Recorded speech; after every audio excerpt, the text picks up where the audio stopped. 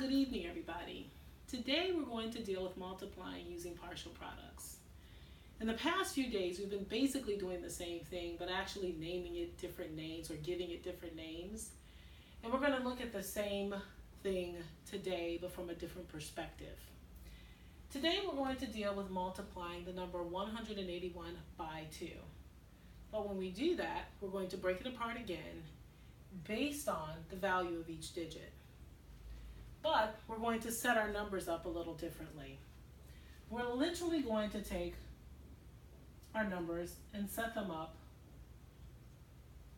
going in that direction instead. And so we're going to say the value of our 1 is 100 plus the value of our 8 is 80. And so we'll say 2 times 80 plus the value of this last one is 1. So we're literally saying 1 times 2. We're going to take all of these and multiply. 1 times 2 is 2, drop our 2 zeros. 2 times 8 is 16, drop our 0. And 2 times 1 is 2. There is no 0 to drop. When we are done with that, we will take and we will add it all together to come up with our final answer.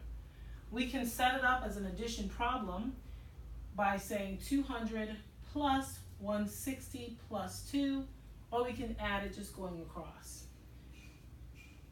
If we do it this way, we're going to drop our 2, drop our 6, add 2 and 1, and we have 362.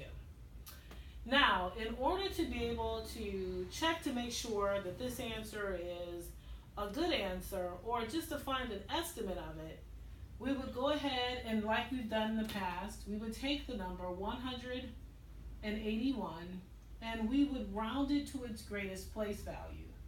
And so we would look at the number next to our greatest number, which is 8, and we would say, does 8 tell me that the 1 stays the same, or does it go up 1? In this particular case, 8 lets us know, based on the rules that we've been going over all along, that the 1 turns into a 2 and everything thereafter turns into a 0. What do we do with that? We multiply it by 2 because that is our factor that is left. And then we have, you got it folks, 400. And so we're going to ask ourselves, is our estimate reasonable based on our actual answer? It absolutely is. And so folks, this is how we find our estimated amount. And this is how we find our actual amount.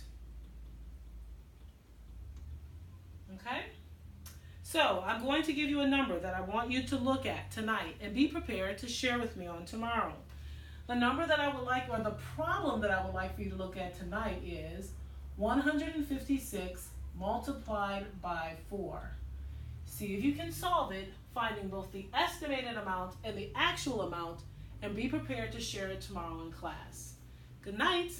Happy learning.